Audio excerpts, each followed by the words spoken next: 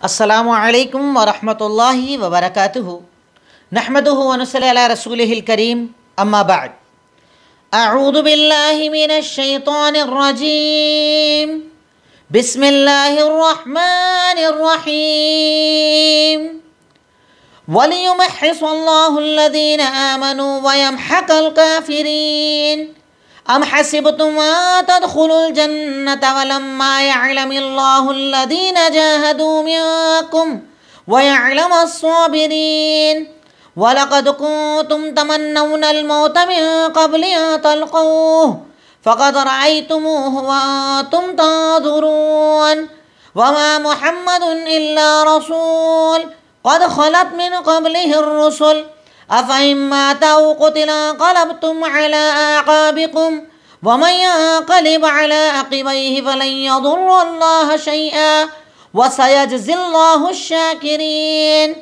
वमा कान लिनफ़्सिन अन तमूत इल्ला बिइज़्निल्लाहि किताबन मुअज्जला वमन युरिद सवाबद दुनिया नुअतिहि मिन्हा वमन युरिद सवाबल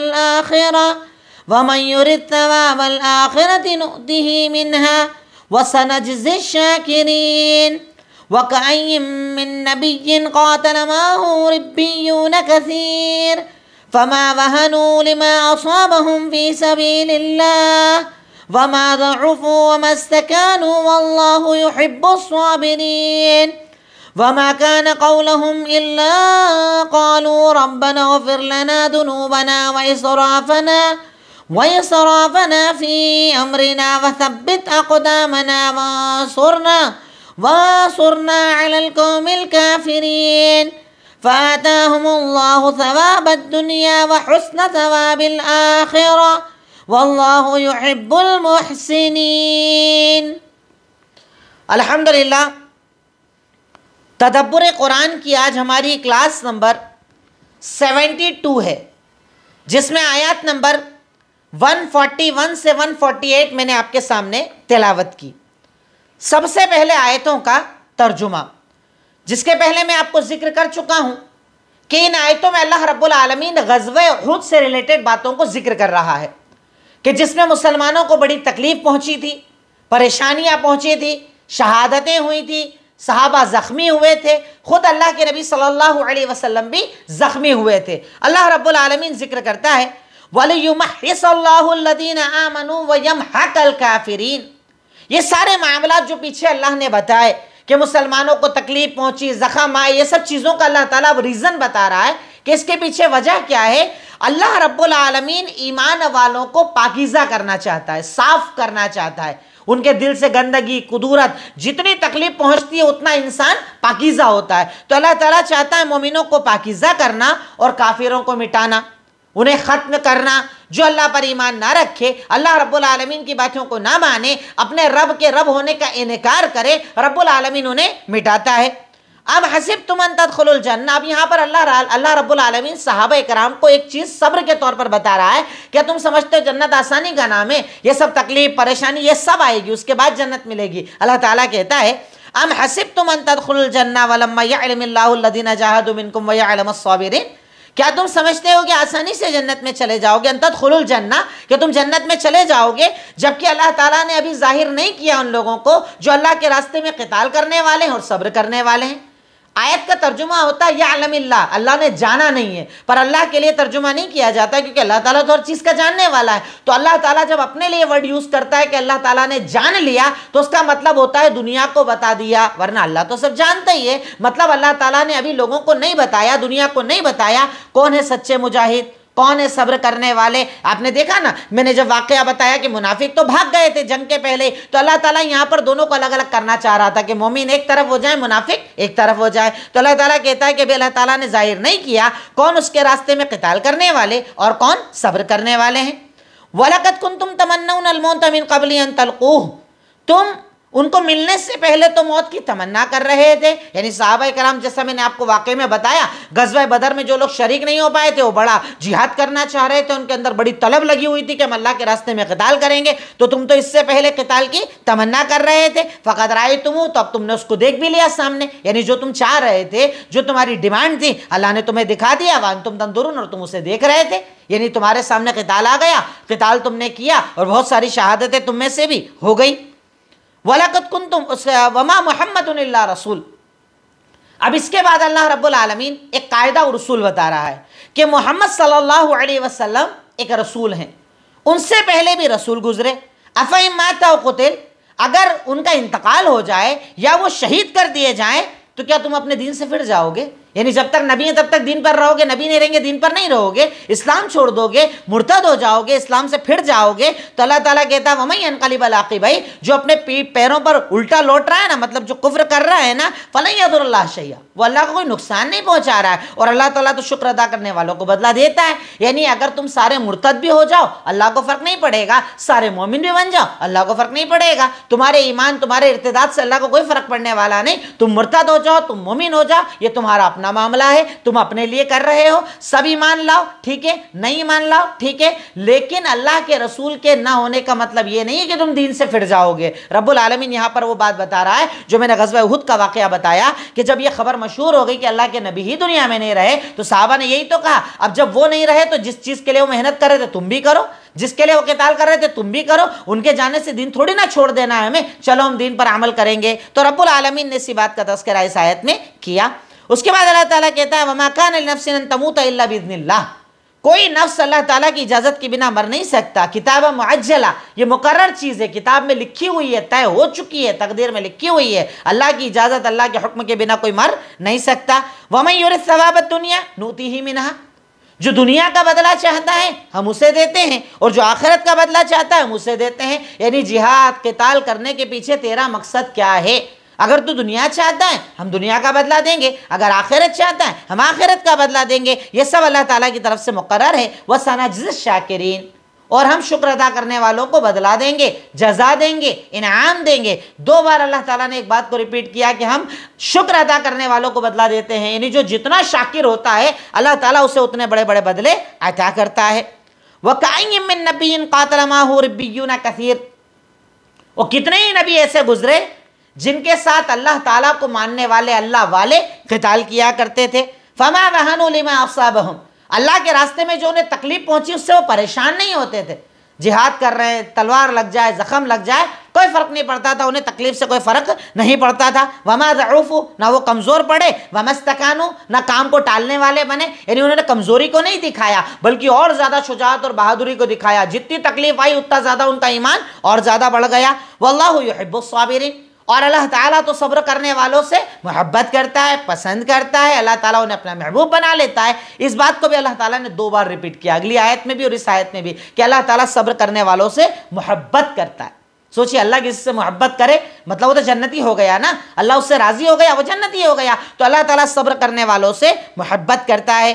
वमा कान क़ौलुहुम इल्ला अन क़ालू, और उनका सिर्फ इतना ही कहना रहता है अल्लाह ताला से, नहीं जंग हो, क़िताल हो, कुछ भी हो, अल्लाह से बस इतना ही कहना रहता है उनका, रब्बना अग़फ़िर लना ज़ुनूबना, ए अल्लाह हमारे गुनाहों को माफ़ कर दे।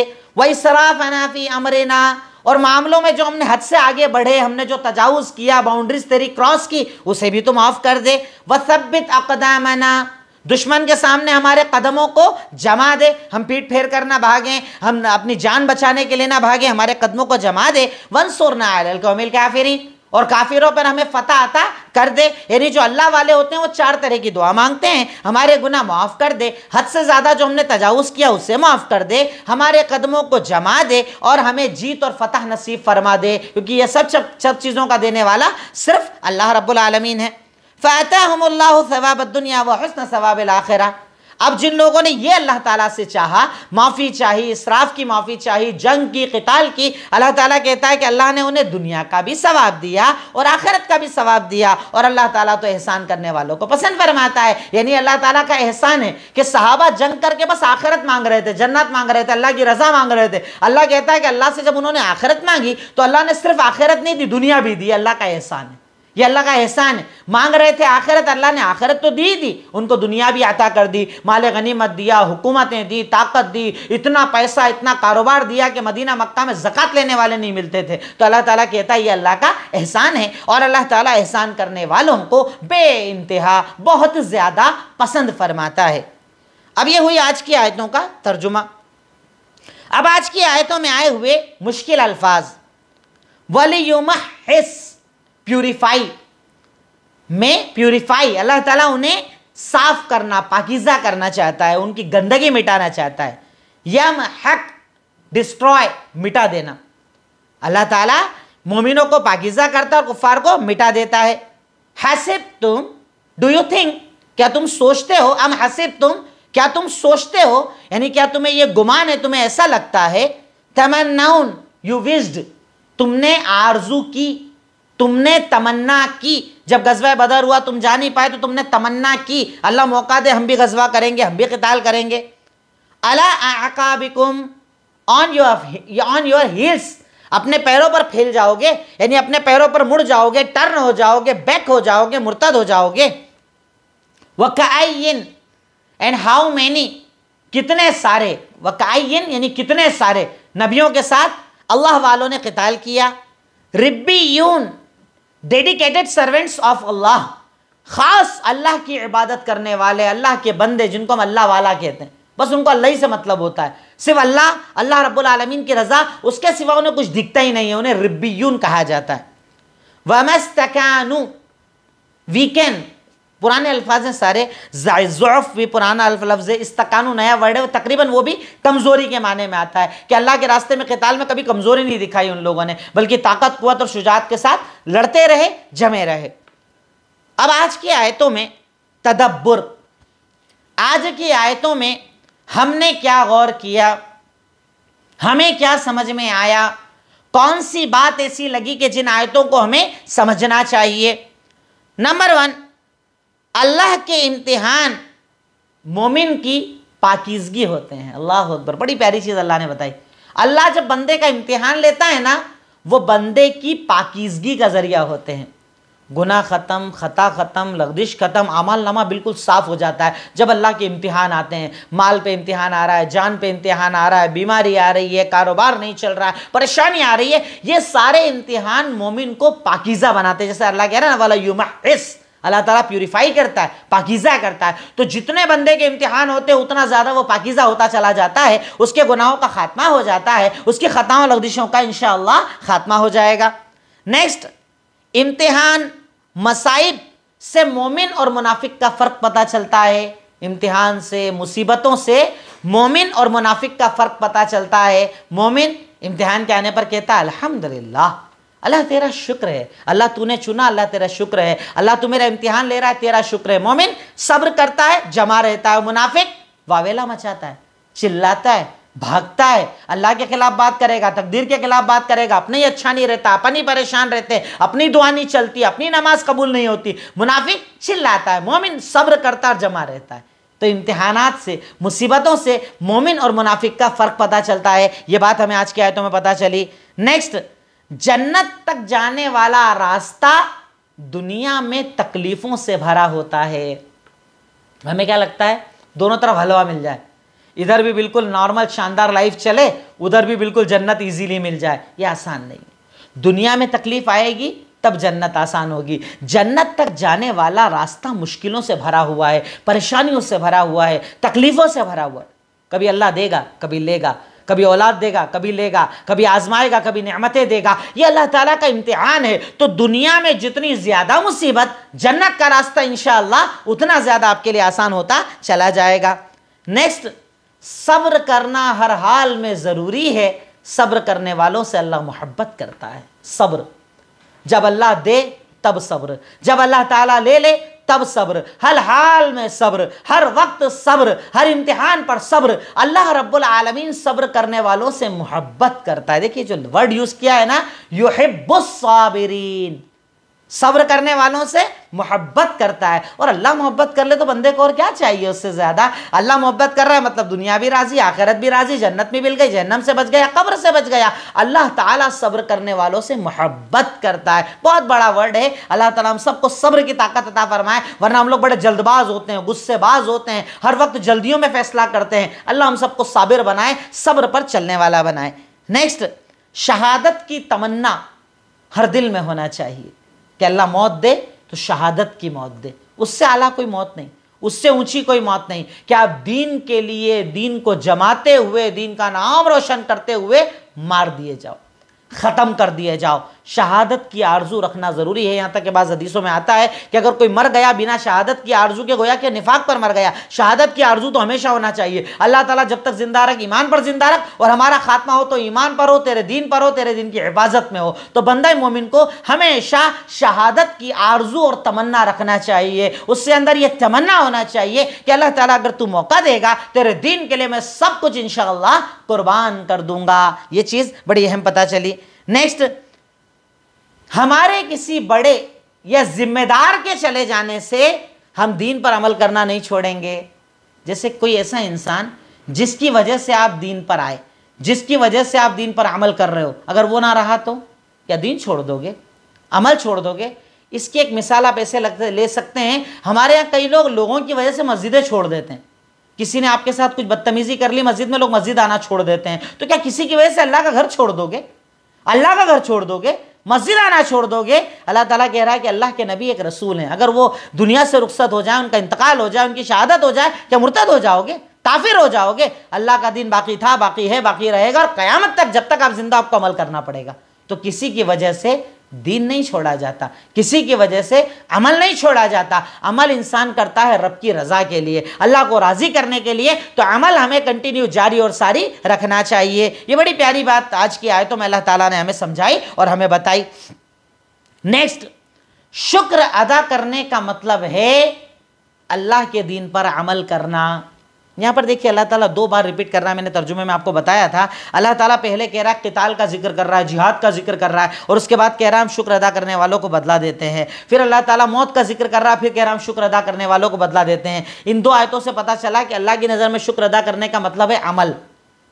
शुक्र का मतलब सिर्फ ये नहीं है अल्हम्दुलिल्लाह अल्हम्दुलिल्लाह, अल्लाह तेरा शुक्र, अल्लाह तेरा शुक्र। अमल भी करो उस पर। तूने खाना दिया, जिस्म चल रहा है, मतलब मैं तेरी इताअत के काम करूं, तेरी फरमाबरदारी के काम करूं, तेरे दीन का नाम रोशन करूं, हलाल पर अमल करूं, हराम से बचूं, नमाजी बनूं, रोजेदार बनूं, ज़कात अदा करूं, हज दूं, उम्रा, जितनी नेकियां तूने बताई करूं। शुक्र अदा करने का मतलब है अमल करना, अमल करना, अमल करना। वरना हमारे यहाँ लोग बेअमल है और कहते हैं हम अल्लाह का शुक्र अदा करते हैं। यहाँ 2 आयतों में अल्लाह ने हमें ये अहम बात बताई, शुक्र अदा करने का मतलब है अमल करो, नेकियों पर अमल करो, नेकियों को आगे बढ़ाओ, आराम से अपने आप को बचाओ। ये अल्लाह ताला का शुक्र अदा करने का बेहतरीन तरीका है। नेक्स्ट, मौत सिर्फ अल्लाह के हुक्म से आती है, इसलिए सिर्फ अल्लाह से डरो। सारी दुनिया एक हो जाए, ताकतें एक हो जाए, कुव्वतें एक हो जाए, दुश्मन एक हो जाए, मौत तो अल्लाह ही देने वाला, कोई मौत नहीं दे सकता आपको, कोई ज़िंदगी नहीं दे सकता आपको। सारी कायनात मिलकर ज़िंदगी नहीं दे सकती, सारी कायनात मिलकर मौत नहीं दे सकती। इसलिए डर सिर्फ अल्लाह का। वो चाहे तो मौत हो, नहीं तो मौत नहीं आएगी। खड़े हो जाओ सामने, आग में डाल दो इब्राहिम को अल्लाह बचा लेगा, छुरी चला दो इस्माइल को अल्लाह बचा लेगा, मछली के पेट में डाल दो यूनुस को अल्लाह बचा लेगा। वो अल्लाह बचाने वाला है। ज़िंदगी और मौत सिर्फ अल्लाह का इख्तियार है, जो अल्लाह ताला ने हमें यहाँ बताया। इससे हमारा ईमान और ज़्यादा मजबूत हो जाना चाहिए कि मेरा रब तो हर हाल में मुझे बचाने वाला और मुसीबतों से निकालने वाला है। नेक्स्ट, इंसान को उसकी नीयत के एतबार से बदला दिया जाता है। बड़ी प्यारी बात ये भी पता चली कि जो दुनिया का इरादा करता है हम दुनिया देते हैं, आखिरत का इरादा करता है हम आखिरत देते हैं। नीयत खालिस होना चाहिए। नमाज़ पढ़ रहे हैं साहब, किस लिए? दुनिया में कहा जाए इनके तो ऐसे तहज्जुद गुजार हैं, इनकी तो तहज्जुद ही नहीं छूटती, अव्वल सफ़ में नमाज़ पढ़ते हैं, अल्लाह दुनिया में बदला देगा। खूब अल्लाह के रास्ते में खर्च करते हो, खूब माल देते हो, लोगों की मदद करते हो, बड़े अता करने वाले, बड़े सखी, बड़े फैयाज हैं, अल्लाह दुनिया में बदला देगा। जो दुनिया चाहता है अल्लाह उसे दुनिया देता है, जो आखिरत चाहता है अल्लाह उसे आखिरत देता है। इसलिए अपनी नीयतों को खालिस करो। मेरे हर अमल का मकसद मेरा रब, मेरे अमल का मकसद मेरे रब की रज़ा, अल्लाह मुझसे राज़ी हो जाए, वो अपनी रज़ामंदी का परवाना मेरे लिए जारी कर दे, ये मेरे लिए काफ़ी होना चाहिए। जो अमल करो वो अल्लाह के लिए। अल्लाह ताला ने सही बुखारी में अल्लाह के नबी ने पहली हदीस में बताया, इन्नमल अमालु बिन्नियात व इन्नमा लिकुल्लि इम्रिइन मा नवा। हर अमल का दारोमदार नीयत पर है और इंसान को वही मिलता है जिसकी वो नीयत करता है। इसलिए नीयत को खालिस रखो, नीयत को बेहतर रखो। जैसी नीयत रखोगे अल्लाह रब्बुल आलमीन वैसा ही बदला तुम्हें अता करेगा। नेक्स्ट, अल्लाह के रास्ते में आने वाली परेशानियों पर सब्र करना ईमान का हिस्सा है। जब अल्लाह इम्तिहान ले बंदे का, कभी दे के कभी लेके, देखिए दोनों तरह से इम्तिहान होते हैं। कभी अल्लाह ताला दे के भी इम्तिहान लेता, खूब ज़्यादा माल दे दिया आप सरकश हो गए, ये इम्तिहान है अल्लाह का। कभी छीन लिया आप नाफरमान हो गए, नाराज़ हो गए, नाशुक्रे हो गए, ये भी अल्लाह का इम्तिहान होता है। तो अल्लाह रब्बुल आलमीन के रास्ते में आने वाली परेशानियों पर सब्र करना ईमान है। तू दे तो भी मैं साबिर, तू ना दे तो भी मैं साबिर। देगा तो मैं हराम में नहीं जाऊँगा, नहीं देगा तेरा नाशुक्रा नहीं बनूंगा। सब्र ईमान का हिस्सा है, सब्र अल्लाह को पसंद है। सब्र करने वालों से अल्लाह रब्बुल आलमीन मोहब्बत करता है, उन्हें अपना महबूब बंदा बना लेता है, उन्हें अपना पसंदीदा बंदा अल्लाह रब्बुल आलमीन बना लेता है। नेक्स्ट, मुसीबत के आने पर सब्र और इस्तिकामत से अल्लाह की मदद मांगना चाहिए। अल्लाह ताला कह रहा है ना, एक तो हुआ सब्र, जो अल्लाह इम्तिहान ले, अल्हम्दुलिल्लाह अल्लाह तेरा शुक्र है, अल्लाह तेरा शुक्र है। दूसरा इस्तिकामत, सिर्फ सब्र नहीं करना है, जमना भी है। इम्तिहान आए तो मैं जमा हुआ हूँ, इधर उधर नहीं भागूंगा, इससे उससे नहीं मांगूंगा, शिर्क नहीं करूंगा, कुफ्र नहीं करूंगा, इधर उधर नहीं भटकूंगा। जो देगा अल्लाह देगा, जो अता करेगा अल्लाह अता करेगा, कारोबार अल्लाह चलाएगा, औलाद अल्लाह देगा। सब्र और इस्तिकामत से अल्लाह की मदद आती है। जब सब्र और इस्तिकामत होता है ना, अल्लाह ताला बंदों की मदद करता है, साबिर की मदद करता है। और मुस्तकीम जो होता है, सिरात मुस्तकीम पर जो जमने वाला होता है, अल्लाह ताला के दीन पर जो जमने वाला होता है, अल्लाह रब्बुल आलमीन ऐसे बंदों की मदद फरमाता है। अल्लाह रब्बुल आलमीन ऐसे बंदों को कबूल फरमाता है। अल्लाह रब्बुल आलमीन ऐसे बंदों को अजर अजीम और बड़ा बड़ा सवाब अता करता है, जो सब्र और इस्तिकामत के जरिए अल्लाह ताला की मदद मांगते हैं। नेक्स्ट, गुनाह और इसराफ से अल्लाह का अजाब आता है। गुनाहों की ज़्यादती हो या हद से ज़्यादा तजावुज़ हो, बाउंड्रीज को क्रॉस किया जाए किसी भी काम में, शादी ब्याह में, खर्चे में, पैसे में, जब इसराफ होता है अल्लाह का अज़ाब आता है, जब गुनाह होते हैं अल्लाह का अज़ाब आता है। तो ये दो चीज़ें अल्लाह रब्बुल आलमीन के अज़ाब को दावत देती हैं, एक तो गुनाह, दूसरा इसराफ। अल्लाह रब्बुल आलमीन इसीलिए इन दोनों अमल को पसंद नहीं फरमाता। नेक्स्ट, चाहे आपके पास कितनी ही ताकत क्यों ना हो, फिर भी अल्लाह ताला से मदद मांगो, इसकी मदद के बिना कुछ नहीं हो सकता। अल्लाह ताला यहाँ पर कह रहा है ना, सहाबा इकराम अल्लाह ताला से कहते थे और रब्बना फिर लना, अल्लाह ताला से क्या कह रहे हैं यहाँ पर देखिए ना, कुरान की आयत में अल्लाह ताला कह रहा है, कालू रब्बना फिर लना दुनूबना व इसराफना फी अमरिना व सब्बित अक़दामना वंसुरना अलल कौमिल काफिरीन। अल्लाह से मदद मांगते थे साहबा, ताकत, कुव्वत, ईमान, अभी बदर जीत के आए हैं, अभी बहुत ताकतवर है, नहीं, अल्लाह की मदद पर भरोसा करते थे। अल्लाह अगर तू मदद करेगा तो फतह मिलेगी, तू मदद नहीं करेगा तो नहीं मिलेगी। हम कितनी मदद मांगते हैं, हम तो सोचते हैं पैसा है, दुकान चालू करूंगा चल जाएगी, रिश्ता हो गया शादी करूंगा काम हो जाएगा, रोकर मांगते हो अल्लाह मेरे बच्चे का इस रिश्ते को कामयाब कर देना, अल्लाह मेरी इस दुकान को चला देना, अल्लाह मेरी इस तकलीफ को दूर कर देना। अल्लाह से मदद मांगो। अल्लाह के नबी सल्लल्लाहु अलैहि वसल्लम बदर का मैदान है, मैदान में सहाबा को सुला दिया है और रात को रो रो कर ऐसे हाथ उठाकर कह रहे हैं, अल्लाहुम्मा अंजिज़ली मा वअदतनी, ए अल्लाह तूने जो मुझसे वादा किया है पूरा कर देना, अल्लाह पूरा कर देना, अल्लाह फरिश्ते भेज देना, अल्लाह मदद कर देना। तो अल्लाह ताला से जब बंदा मदद मांगता है ना, तो अल्लाह ताला अपने बंदों के हाथों को खाली नहीं लौटाता। तो अपनी ताकत, अपनी कुव्वत, अपनी एबिलिटीज़, अपनी सलाहियतों से ज़्यादा अल्लाह की मदद पर यकीन रखो। वो चाहे तुम्हारा कारोबार चलाए, वो चाहे तुम्हारा कारोबार बिगाड़ दे, वो चाहे औलाद दे, वो ना चाहे औलाद ना दे, वो चाहे रिश्ता हो, वो ना चाहे रिश्ता ना हो। तो ये सब अल्लाह ताला का इख्तियार है, अल्लाह ताला की ताकत है, अल्लाह ताला की कुव्वत है, इसलिए उससे बहुत ज़्यादा मदद मांगो। नेक्स्ट, जो आखिरत के लिए मेहनत करते हैं अल्लाह उन्हें दुनिया और आखिरत दोनों देता है। अल्लाह अकबर।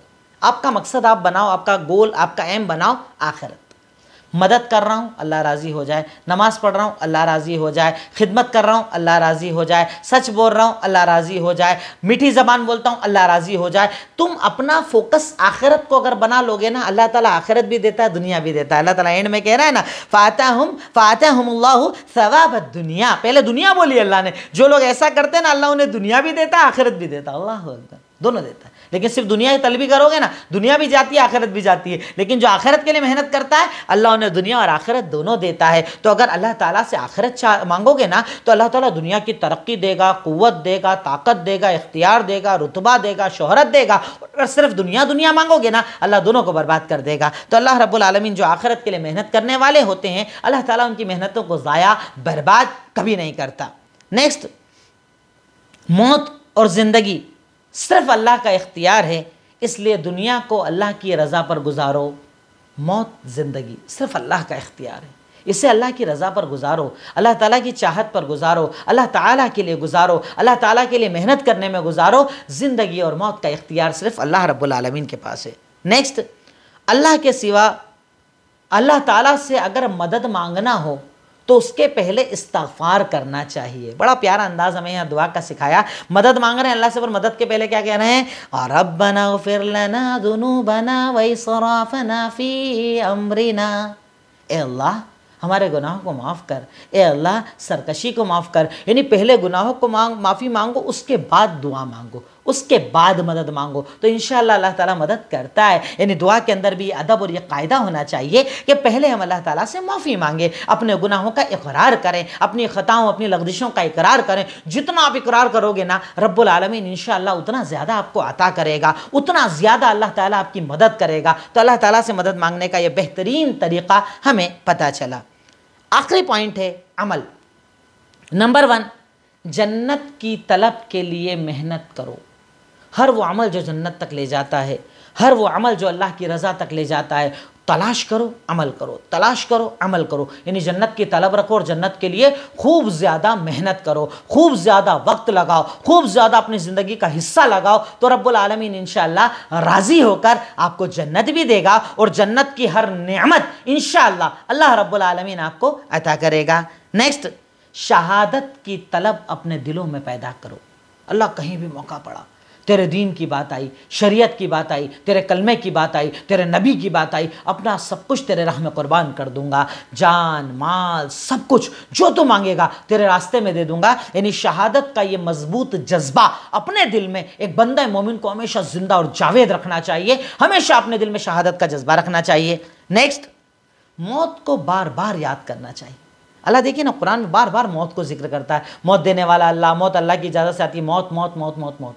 मौत का तसव्वुर इंसान को बेहतर बनाता है, मौत का तसव्वुर इंसान की ज़िंदगी को बेहतर बनाता है, मौत का तसव्वुर इंसान की ज़िंदगी में आने वाली परेशानियों को दूर करता है। इसलिए शरीयत हमें कहती है बार बार मौत को याद करो, बार बार मौत का तज़किरा करना चाहिए। नेक्स्ट, आखिरी अमल जो मैं पहले भी बता चुका, हर अमल में अपनी नीयतों को खालिस करो।